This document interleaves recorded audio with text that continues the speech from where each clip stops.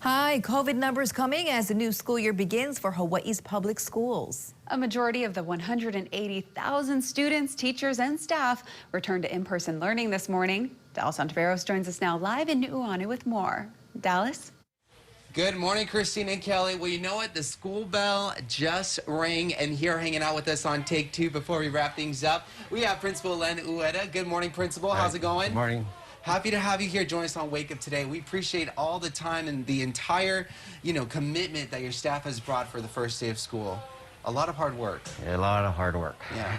Okay, so, we just saw Miss Kano's first grade class. Amazing setup.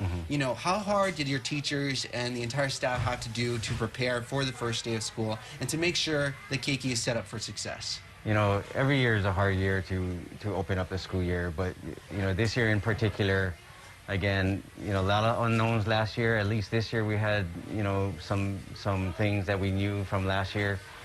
So setting up was pretty difficult. We do have to do a lot of extra stuff this year, in preparation to open up with COVID.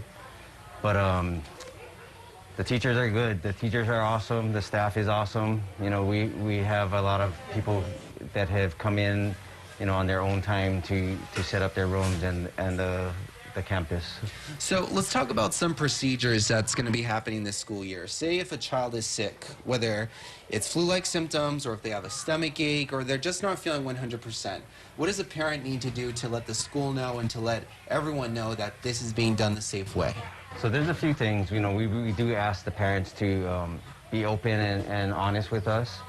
So if a parent does call and say, hey, my kid's not feeling good this morning, of course we have them stay home. And there's a few things they can do.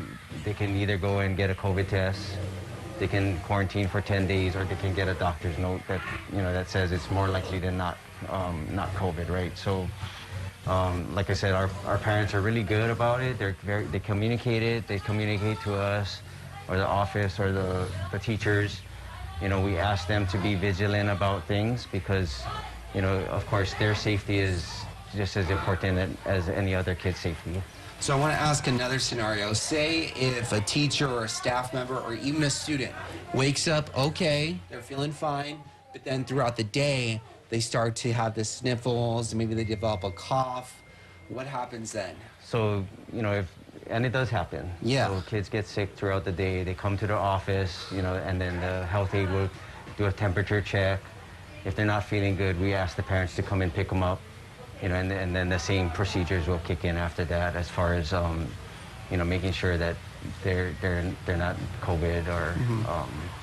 Let's talk about the positive that can happen. What are some of the goals or the achievements that you wish that your staff and your students will have this year, despite everything that we're living through?